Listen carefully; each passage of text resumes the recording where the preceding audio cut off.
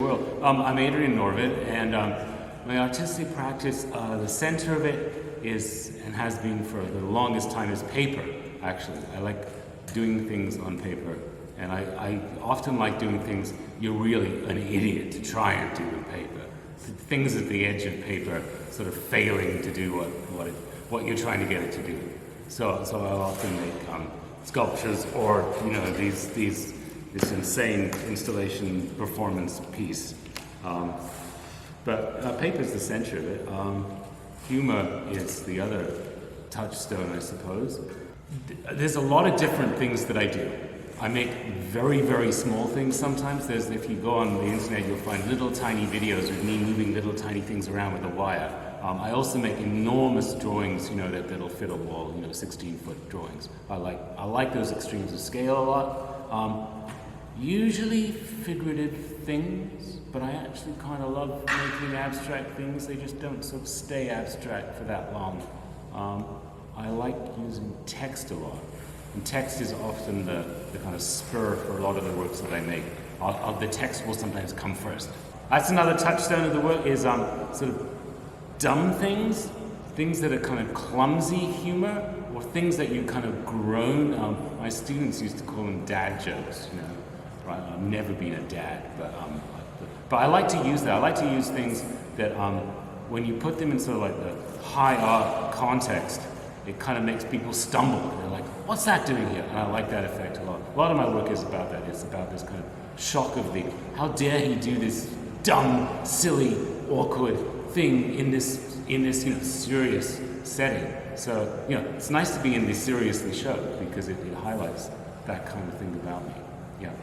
Grew up in England, so my humor and my comedy is really coming out of, up until I was 10 years. I moved here when I was 10, but by the time I was 10, I had this whole sort of opus crammed into me of English, comic annuals and comic TV. And I actually got Monty Python when I was here because I was too young to catch it there. But it's very kind of British. Sometimes I'll use phrases, even though I've been here for most of my life, I'll use phrases that are extremely English, and people will go like, "What does that mean?" I'm like, "Surely you know what that means." And they're like, "No, actually we don't." So it's a little bit at a tangent to it. But I've looked at a lot of stuff, and I'm always drawn to stuff that uses humor. Is there a sort of obvious sort of opus of humorous Canadian art? It's like the first time, frankly, that I've seen a show that's bothered to address it. Although I think it's like a huge sort of category.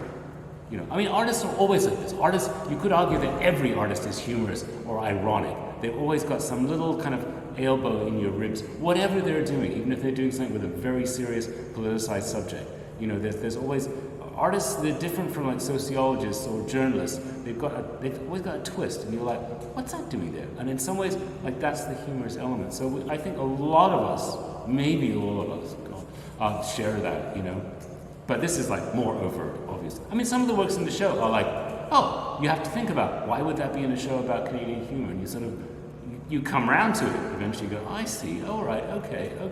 And some works that are laugh out loud, funny. But it's a broad category, let's say. And within that broad category, I have my place.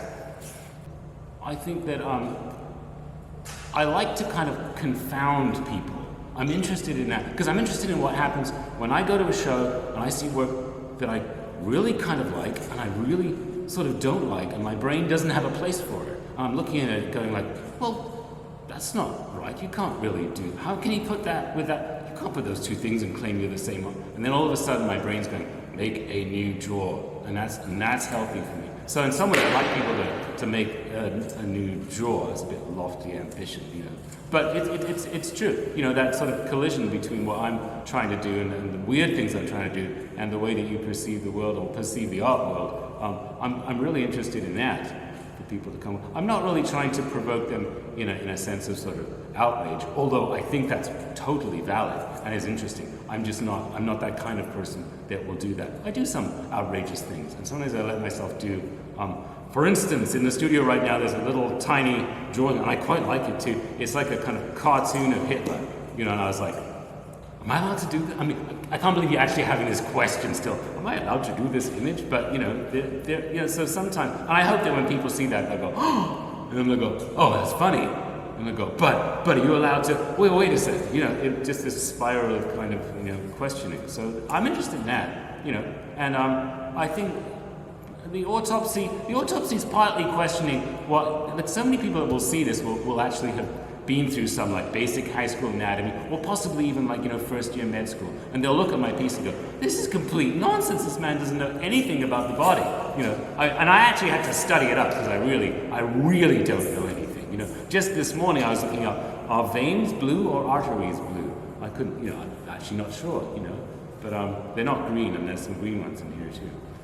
When I was in Vancouver a few years ago, I walked into Griffin Art Projects, and I was having a little residency there, and there was a show on, and it was a show about like poetry chapbooks. So it was like very historical. They went back into like the 60s for people that had been poets, and they'd made what poets always do. They make these little, Xerox shop editions of their poems, and they just pray that two people will read them if they put them in a cafe or something. And so they had this whole, the gallery was just full of this stuff, right? And it was lovely because it was historical, and it went back, and people were using these kind of clumsily colored covers with these kind of silly pictures, and the poems were, I can't remember reading the poems, but, they're like mimeographed or, blueprint kind of looking things, up to some slightly more modern ones, but like real, like homemade stuff. And these are poets that people would have known back in the day. And I thought it was, on the one hand, I thought it was kind of touching that these people do this. I mean, artists,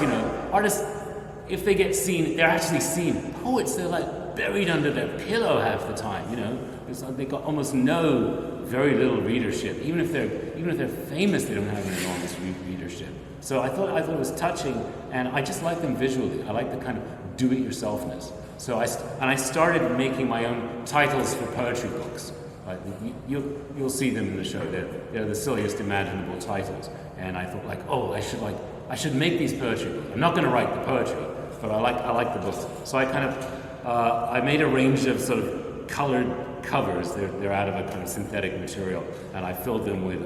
They just got newsprint, ripped up, carefully sort of cut newsprint inside. So they look like they're real poetry books, but they're so not. They're like fake poetry books. But the titles are, they're all titled, and they've all got a price.